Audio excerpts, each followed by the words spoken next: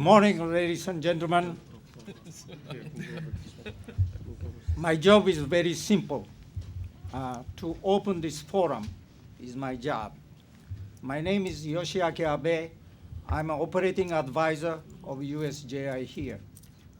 And we are going to have a very important session.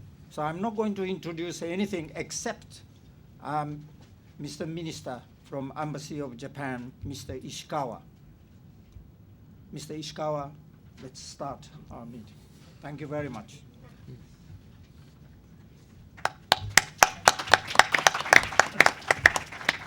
Good morning, everyone. Thank you very much for a very brief introduction, Mr. Abe.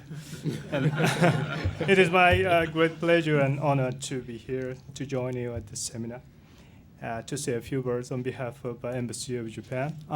Unfortunately, Ambassador Fujisaki was not able to come to the seminar. I apologize to you due to his business in New York today. And first of all, I would like to express my heartfelt congratulations to Dr. Akihiko Tanaka for his assuming the new USJI chair.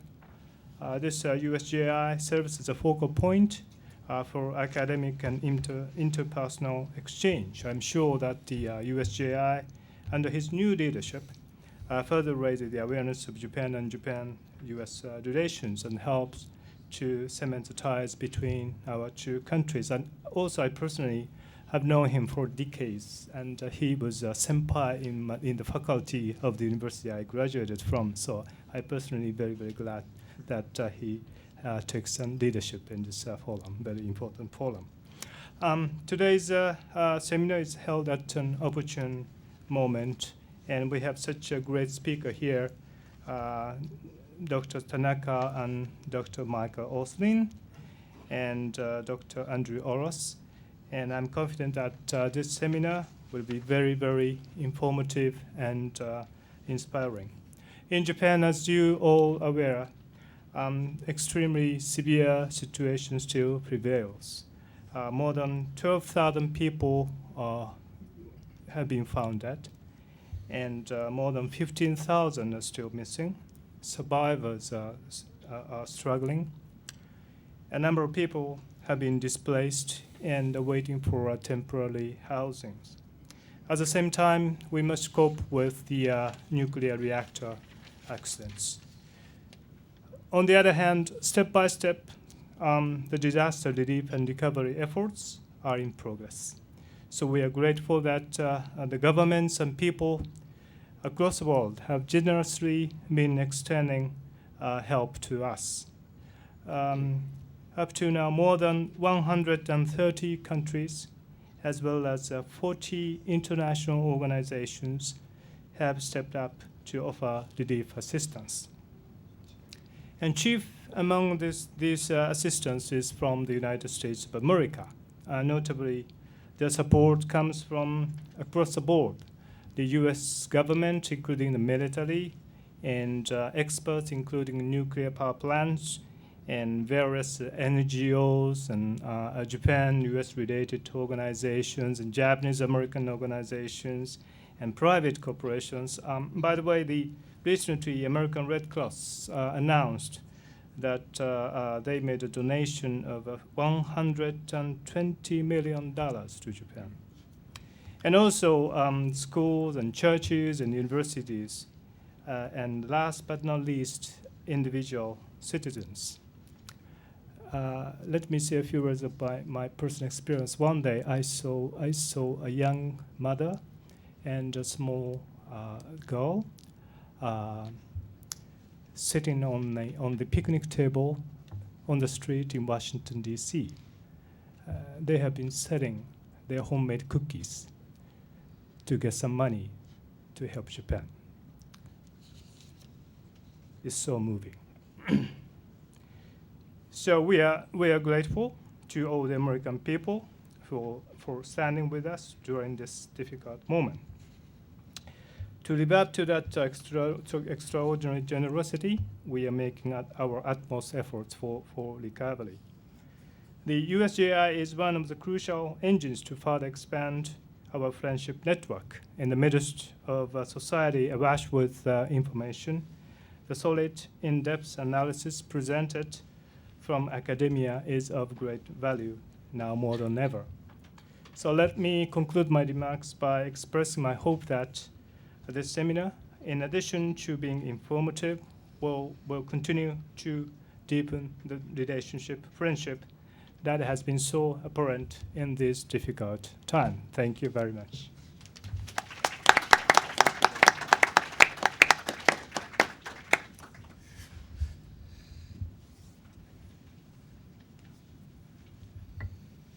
Thank you very much, Mr. Minister.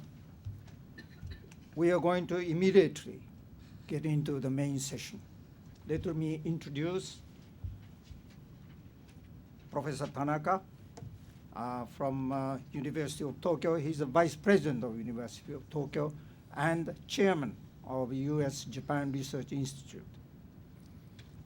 And we have two panelists, Dr. Michael Austin, and he is Resident Scholar Director of Japan Studies at American Enterprise Institute for Public Policy Research. And the second panelist is Dr. Andrew Oros. He's Associate Professor of Political Science and International Studies at Washington College in Chestertown, Maryland. Let me introduce Professor Tanaka. Well, good morning, ladies and gentlemen. My name is Akihiko Tanaka, as introduced. I have just assumed the position of chair of U.S.-Japan Research Institute. I'll do my best to increase our activities. On behalf of the USJI, I have to apologize for those who don't have seats. We didn't anticipate that so many people are coming. I'm really grateful. First, I'd like to express my personal gratitude to all American citizens and the U.S. government for their sympathy and support for the Japanese people in the aftermath of the great East Japan earthquake. This expression is made as a citizen of Japan and on behalf of the USJI and the 5 universities that founded the USJI, Keio, Kyoto, Ritsumeikan, Todai, and Waseda. I especially thank the 20,000 U.S. service persons with some 20 ships for their very quick and very effective help. USS Ronald Reagan is now a symbol of U.S.-Japan solidarity at the time of genuine crisis in Japan. As Defense Minister Kitazawa said on the aircraft carrier Monday, I quote, "The entire Japanese people are deeply moved and encouraged by scenes of U.S. military members working hard in support of relief efforts," the end of quote. Japan is really fortunate to have a dependable ally. As the 5 member universities of the USJI are located in Tokyo and the Kansai area, the human and physical damage that we suffered are limited. In the case of the University of Tokyo, we have a marine research facility in the place called Otsuchi in Iwate Prefecture, very close to the epicenter of the magnitude 9.0 earthquake. Professors, other staff, and students, 25 of them, were there at the time of the earthquake. The town of Otsuchi, as well as our facility, were completely devastated by the subsequent tsunami. We were not able to contact our staff for nearly a week. Fortunately, all the staff members and students were in the nearby shelter facilities escaped safely from the research center before the tsunami came. The escape practice that they made only a few weeks before helped them. Additionally, given the uncertainty about the supply of electricity and the crisis surrounding the nuclear power plants in Fukushima, universities in Japan, particularly in Kanto and Tohoku area, need to make changes in class schedules and lab management. But all in all, our universities are rapidly coming back to normal academic activities. Nevertheless, Japan as a whole is in a crisis.